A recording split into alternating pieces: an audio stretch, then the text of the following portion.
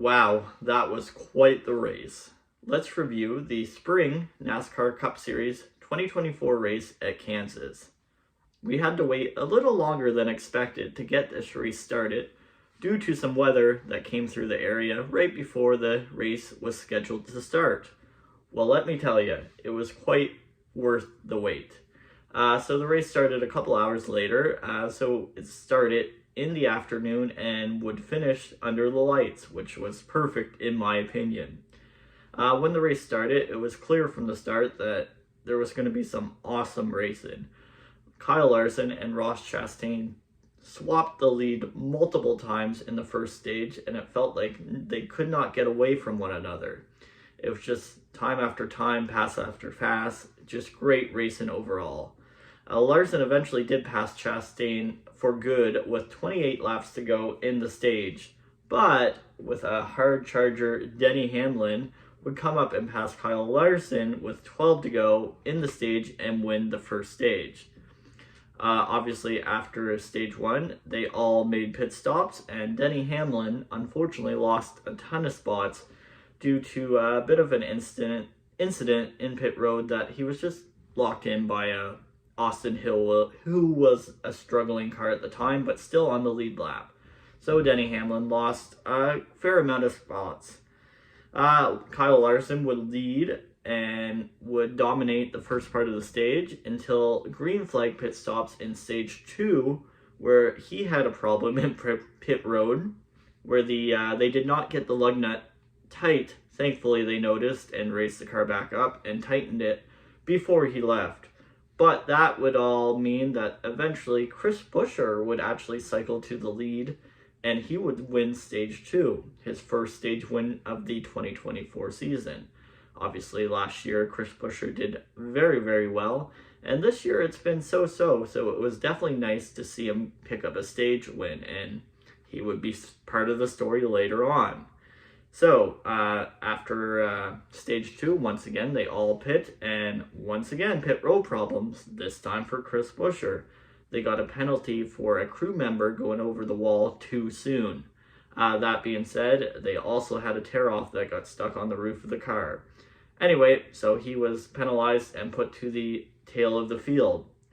So, up to this point, the race has been very clean. The only 2 cautions were for the stages. That did not last in stage 3. The first caution, Corey LaJoie quite literally punted Jimmy Johnson and spun Jimmy Johnson into the wall into what was the hardest wreck of the day, in my opinion. Corey LaJoie has obviously had not a great 2024 so far. He is kind of being outdone by his rookie teammate Carson Hocevar. So I'm imagining Corey LaJoie is a bit frustrated. But so obviously is Jimmy Johnson. He was having an okay run. No, he wasn't going to finish in the top 10 or anything, but he had decent speed, and I don't think a top 20 was out of the question. But all for naught, as he was obviously out of the race. Corey LaJoie was able to continue the race. After that, there was another caution. This one involved Austin Cindric, Darrell Wallace, and Michael McDowell. Just kind of a racing incident that would eventually put Cindric out of the race, but the other 2 were available or able to continue on. The next caution was Harrison Burton, who had a single car incident, but unfortunately all of his tires went down and he was not able to move, which I must admit is a flaw of this next-gen car. As good as it is at 1.5 miles, there's definitely things we can improve on it. And the next caution was Joey Logano, who had a similar problem, was not able to get going with flat tires. Obviously, I can see where this is frustrating for teams and drivers caught in that situation. After that, some of the drivers pitted, and some got 4 tires, some got 2 tires.